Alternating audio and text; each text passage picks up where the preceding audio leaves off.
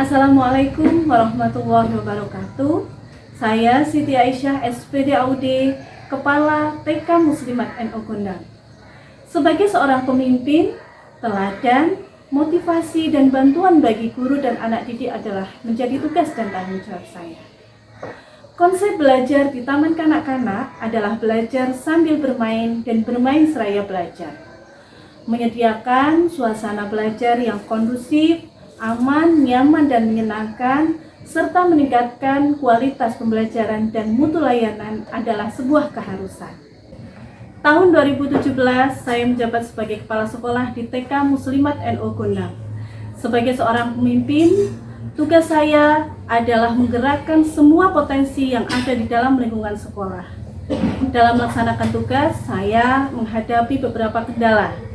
Saya mendapatkan data yang pertama adalah beberapa potensi sekolah yang belum dikembangkan secara maksimal.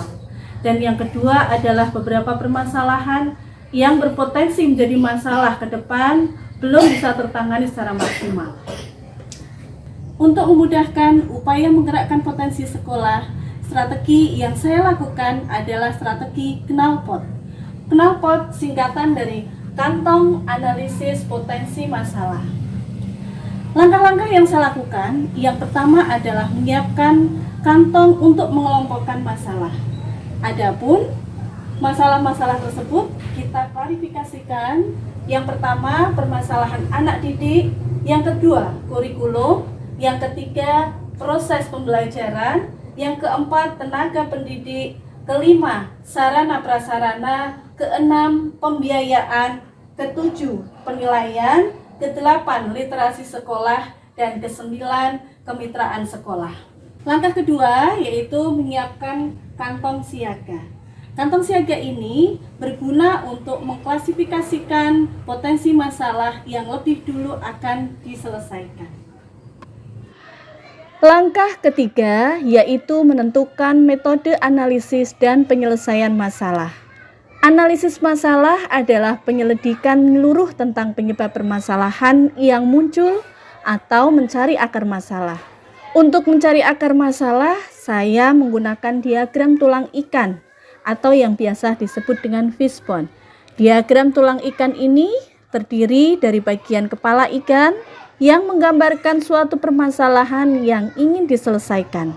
Sedangkan tulang ikan menunjukkan penyebab-penyebab masalah yang ada. Dan langkah yang keempat yaitu menyiapkan kartu analisis potensi masalah.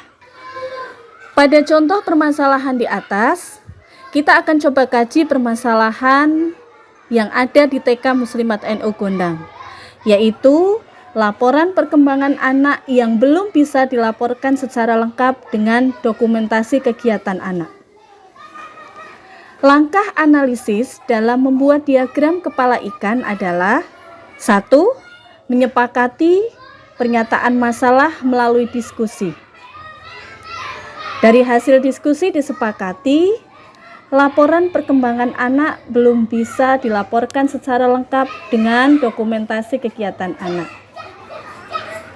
Kedua, mengidentifikasi kategori permasalahan dengan 5M.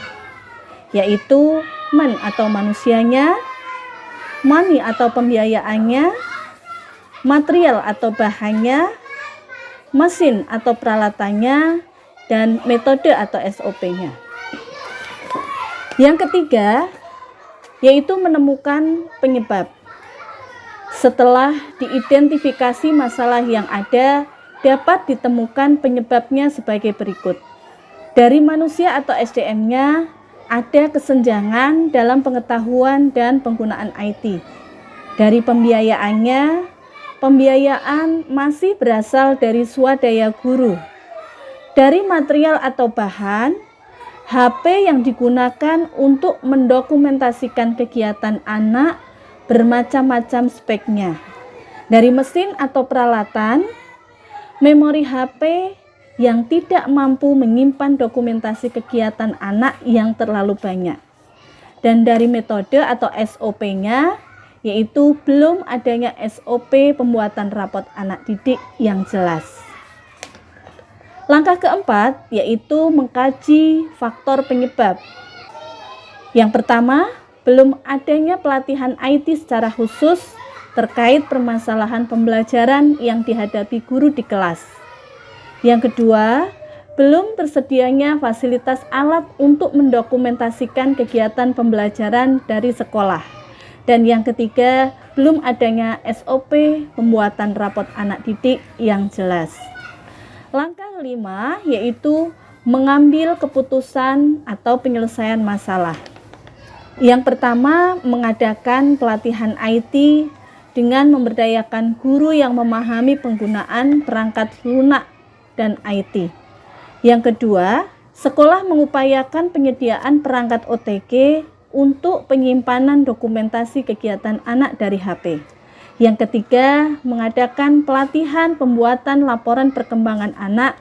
Dan yang keempat, menyusun SOP yang jelas terkait pembuatan rapot anak didik yang jelas.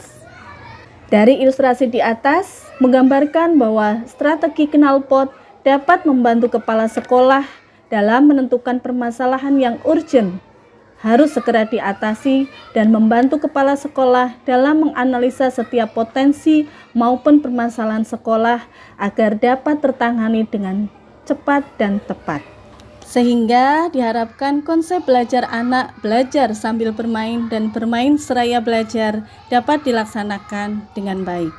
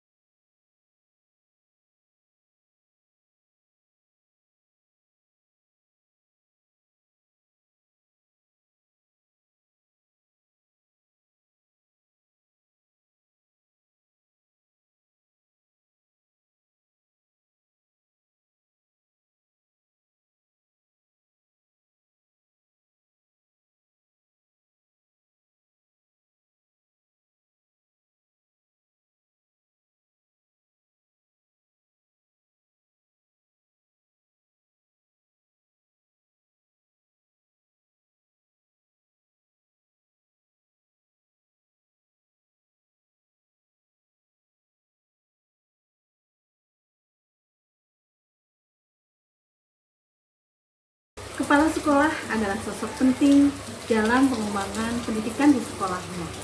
Profesionalisme guru dan keberhasilan pembelajaran didukung oleh kepemimpinan pembelajaran seorang kepala sekolah. Untuk itu, mari kita bekerja sama mewujudkan pendidikan Indonesia yang lebih baik.